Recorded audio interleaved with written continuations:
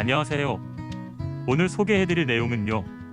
선물거래를 처음 시작하시는 코린이 여러분들이라면 선물거래, 마진거래, 포지션, 레버리지, 청산 등 선물거래에서 쓰이는 용어들이 굉장히 생소하실 거라는 생각이 들어서 선물거래에 필요한 기초적인 용어들 몇 가지 알아보도록 하겠습니다. 그럼 바로 시작해 보도록 하겠습니다.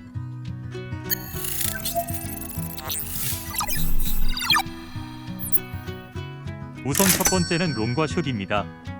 선물거래 용어들은 이런 식으로 짝을 지어서 설명을 해야 하는 용어들이 많은데요. 왜냐하면 선물거래는 기본적으로 상승과 하락 두 가지에 모두 베팅을 해서 양방향으로 수익을 낼 수 있는 구조로 만들어져 있기 때문에 그렇습니다. 먼저 롱 같은 경우에는 매수 거래를 의미합니다. 가격이 상승하는 포지션에 돈을 베팅한다는 뜻입니다. 가격이 오른 만큼 수익을 가져가니 당연한 원리겠죠? 숏은 매도 거래를 의미합니다. 즉, 가격이 하락하는 포지션에 베팅한다는 뜻입니다. 숏에 베팅하셨다면 가격이 떨어진 만큼의 수익이 나는 겁니다. 두 번째로 설명드릴 용어는 레버리지입니다. 레버리지라는 말을 한국어로 바꾸면 지렛대라는 말이 되는데요.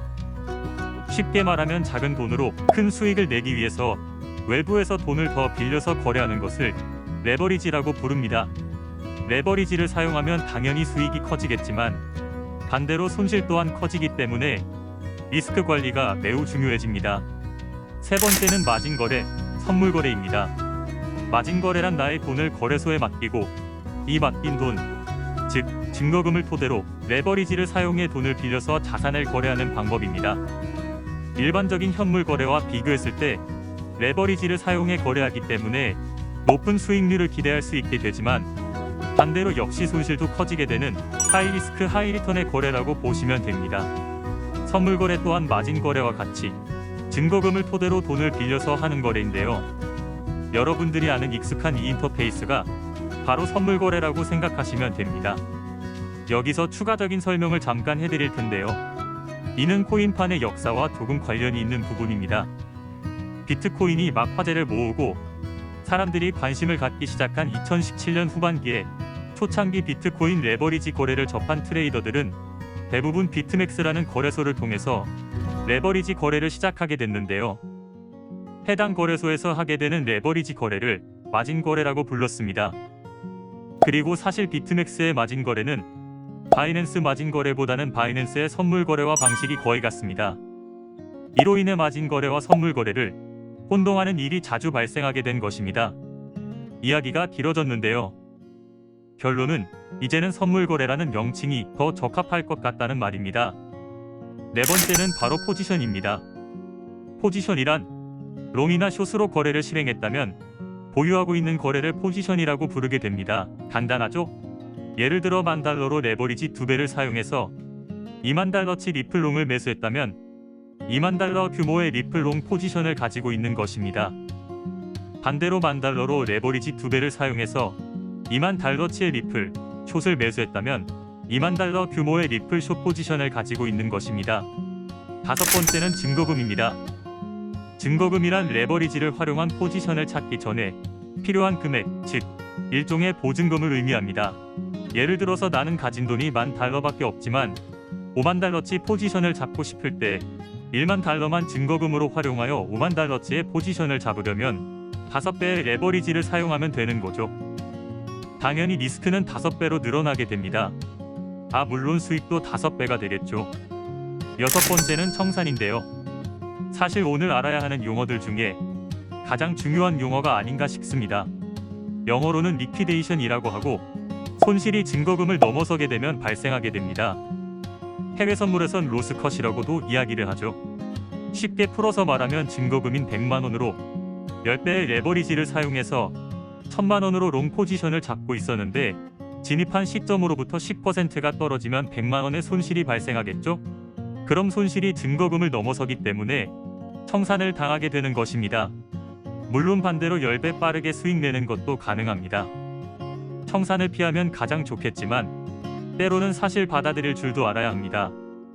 청산을 피하기 위해서 증거금을 계속 추가로 넣어서 물타기를 하는 건 좋은 선택은 아니라고 생각합니다. 개인적인 시장 경험을 토대로 말씀을 드리자면 방향을 잘못 잡았을 경우엔 빠르게 손절을 감행하는 것이 장기적인 매매 실력 향상을 위해서는 꼭 필요하다고 생각합니다. 실패는 성공의 어머니라는 말이 있듯 청산도 당해본 사람만이 안 당하는 방법을 빨리 터득하겠죠? 7번째는 리스크 관리입니다. 말 그대로 위험 관리, 위험을 식별하고 평가하며 해당 리스크에 대한 대책을 세우고 그에 따라 투자 계획을 세우는 과정을 말합니다. 리스크 관리의 기본 핵심은 항상 투자를 실행시킬 때의 부정적인 상황, 즉 나의 생각과 반대로 갔을 때의 상황을 염두에 두는 것에서부터 시작하게 됩니다. 리스크 관리는 아주 중요한 내용입니다. 채널에 리스크 관리에 대해 설명한 영상이 있으니 이해가 가실 때까지 여러 번 돌려보시는 걸 추천합니다. 마지막으로 펀딩비인데요. 펀딩비를 어렵게 생각하시는 분들도 계시지만 사실 펀딩비는 전혀 어렵지 않습니다.